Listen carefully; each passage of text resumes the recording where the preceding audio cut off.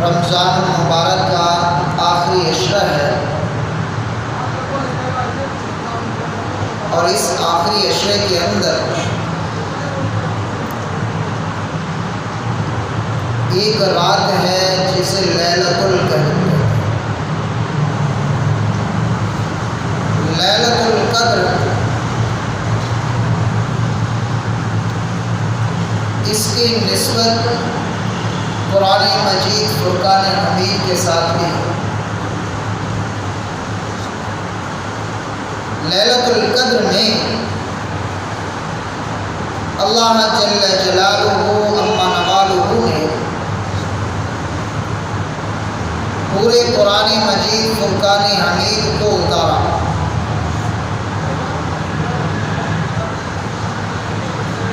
قرآن کی نسبت کے ساتھ لیلۃ القدر کی نسبت جوڑ دی ہے۔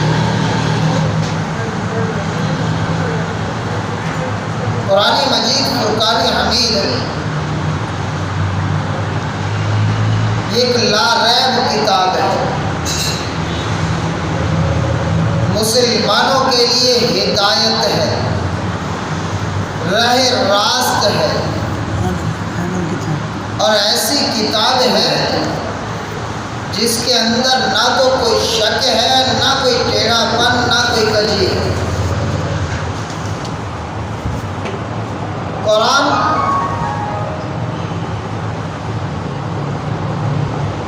کو جس نے سینے سے لگایا،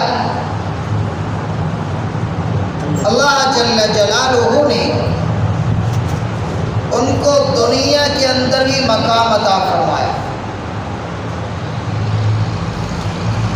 قرآن ایک موضوع ہے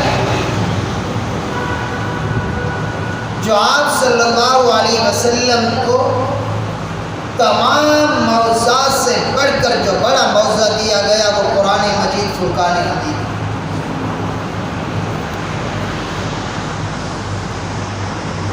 قرآن ایک کھلی ہوئی واضح کتاب ہے۔ غیر نے قرآن کو سنا تو قرآن نے اپنا اثر کیا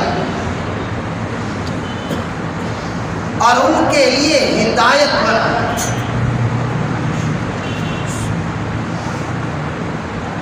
حتیٰ کہ مخالفین نے قرآن کی آواز کو سننے کے لیے چھپ چھپ کر آ کر رسول اللہ صلی اللہ علیہ وسلم کا قرآن سنا اور اقرار کرتے باقی یہ کتاب لا ریب کتاب ہے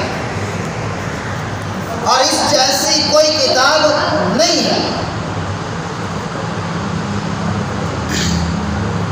دعویٰ کرنے والوں نے دعویٰ کرنے کی کوشش کی کہ قرآن یہ شاعر کی کتاب ہے۔ رسول اللہ صلی اللہ علیہ وسلم کو شاعر کہا گیا، آپ کو مجنون اور دیوانہ کہا گیا، کہا کہ یہ ان کی کتاب ہے۔ تو جب قرآن مجید فرقان حمید کھلم کھلا چیلنج دیا کہ اگر تمہارے پاس کوئی ایسے شاعر جو ہیں جو ان کے مقابلے میں ایک آیت یا اس کا کچھ حصہ اس جیسا لکھ کر آئے، بنا کر دکھاؤ، عرصہ دراز تک بیت اللہ کی دیوار پر سورۃ کوثر لکھ کر لٹکی رہی لیکن کوئی لا نہ سکا۔ قرآن نے اپنا اثر کیا، بڑا سخت کفار کے اندر رہنے والا، بڑا پختہ، لوگوں کے سامنے بڑا دبدبا، قتل کی نیت سے آیا۔ جب آیا تو قرآن کی آواز کانوں میں پڑی تو قرآن نے اس کے دل پر اثر کرنا شروع کر دیا، دل کی بیماری کو ٹھیک کر دیا، اور بیماری ایسی ٹھیک ہوئی کہ فوراً فوراً صحت یاب ہو گیا، اور اس وقت جو آواز قرآن کی آ رہی تھی وہ سورۃ طٰہٰ پڑھی جا رہی تھی۔ تو فوراً بعد میں کہا کہ یہ کیا پڑھ رہے تھے؟ یہ اللہ کا کلام ہے، قرآن مجید فرقان حمید۔ کہا دوبارہ سنائیے، مجھے دکھائیے۔ کہا سنا تو سکتے ہیں لیکن دکھا نہیں سکتے، اس کو چھونے کے لیے، اس کو پڑھنے کے لیے پاک ہونا ضروری ہے، پاک ہونا ضروری ہے۔ کہے غسل کیا، آئے اور آ کر اٹھایا، دیکھا تو پھر یہی سورۃ طٰہٰ کی تلاوت ہو۔ طٰہٰ مَا أَنزَلْنَا عَلَيْكَ الْقُرْآنَ لِتَشْقَىٰ إِلَّا تَذْكِرَةً لِّمَن يَخْشَىٰ تَنزِيلًا مِّمَّنْ خَلَقَ الْأَرْضَ وَالسَّمَاوَاتِ الْعُلَىٰ الرَّحْمَٰنُ عَلَى الْعَرْشِ اسْتَوَىٰ۔ جب یہ قرآن کی آواز سنتے سنتے اس بات پر، اس آیت پر پہنچے، قَالَ إِنِّي أَعْبُدُ اللَّهَ آتَانِيَ الْكِتَابَ وَجَعَلَنِي نَبِيًّا۔ جب یہ بات پہنچی کہ واقعی میں اللہ کا بندہ ہوں، میں اللہ کا بندہ ہوں، اس کا بھیجا ہوا ہوں، نہ تو کوئی میری اپنی کوئی قوت ہے نہ طاقت ہے، وہی ایک الہ ہے، لا الہ الا اللہ، نہ تو کوئی مشکل کشا، نہ کوئی حاجت روا، نہ کوئی داتا، ایک ہی الہ ہے، وہی ہے اللہ، الا اللہ۔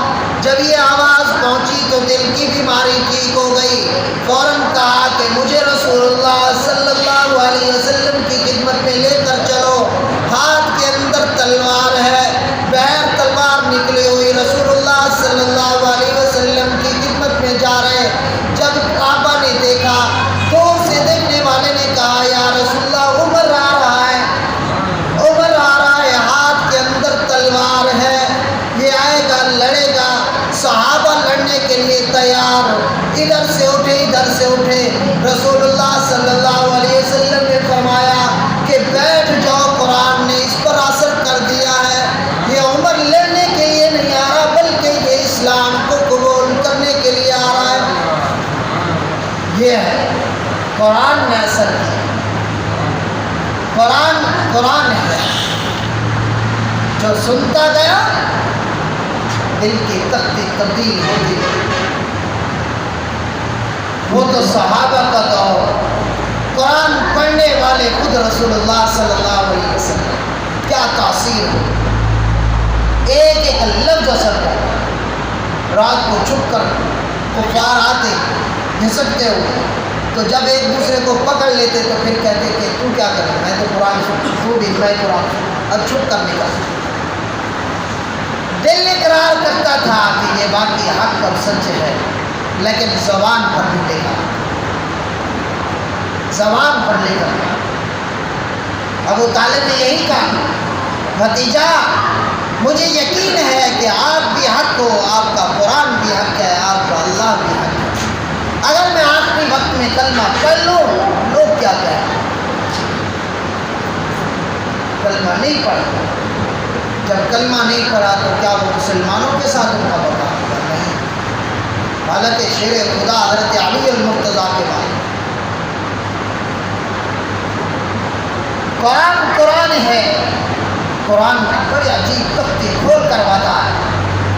ایک وقت کا گانا بجانا سننے والا بڑا شوقین، بیل بجا رہا ہے، بانسری بجا رہا ہے اور لطف اندوز میں بانسری بج رہی ہے، اس کے اندر وہ گانا گا رہا ہے، گانا چل رہا ہے، ابھی بانسری خراب ہو گئی، بانسری خراب ہوئی تو اس کے کانوں کے اندر قرآن کی آواز پہنچی، الم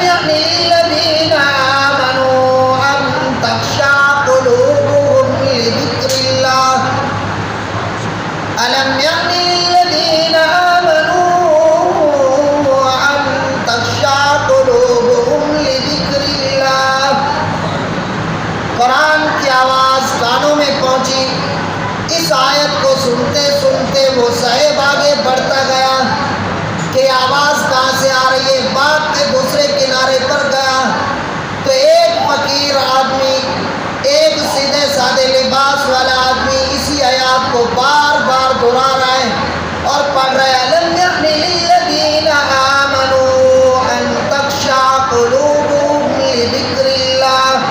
جب اس آیت کو پڑھتے پڑھتے جب اس نے دیکھا، وہ مخاطب ہوا، کہا کہ دوبارہ پڑھیے۔ جب دوبارہ پڑھیے، آمنوا ان تخشع قلوبهم لذکر اللہ، بار بار پڑھنے کا کہا۔ جب بار بار پڑھتا گیا تو پھر کہا کہ قرآن کہتا کیا ہے؟ قرآن بڑا کہتا کیا ہے؟ اس کی آواز تو بڑی لطف اندوز ہے۔ قرآن نے دل پر جا کر اثر کیا، بیماری کو ٹھیک کر دیا۔ جو کفر کی بیماری تھی، شرک کی بیماری تھی اور گانے بجانے کی، ظلم کی بیماری تھی، قرآن نے جا کر دل کو دھو دیا۔ جب قرآن نے دل کو دھویا تو بیماری ٹھیک ہوگی، فوراً ایمان کی چنگاری جاگی۔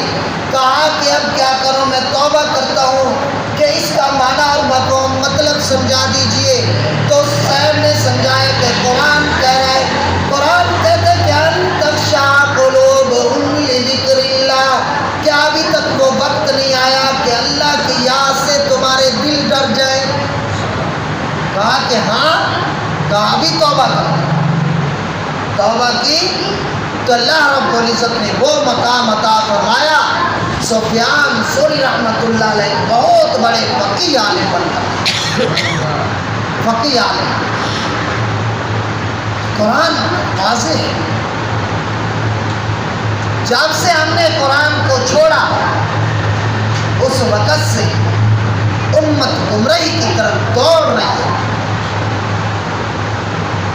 قرآن زندگیوں سے چلتا جا رہا ہے، لیکن ہماری زندگیاں نور روشن اور ہدایت سے دور ہوتے چلے جا رہے ہیں۔ جب تک امت نے قرآن کو پکڑا، قرآن پر عمل کرتی رہی، تو اس وقت تک امت اپنے پورے مقام پر جوہر جلال پر کھانے کے لیے، عیش و آرام کے لیے، تجارت کے لیے، کاروبار کے لیے اتنے وسائل نہیں تھے، لیکن امت خوشحال تھی۔ ہر آدمی اپنی اپنی جگہ پر خوشحال تھا۔ لیکن جب سے امت نے ناشکری کی، قرآن کو چھوڑا، اس وقت سے امت پریشان ہو گئی۔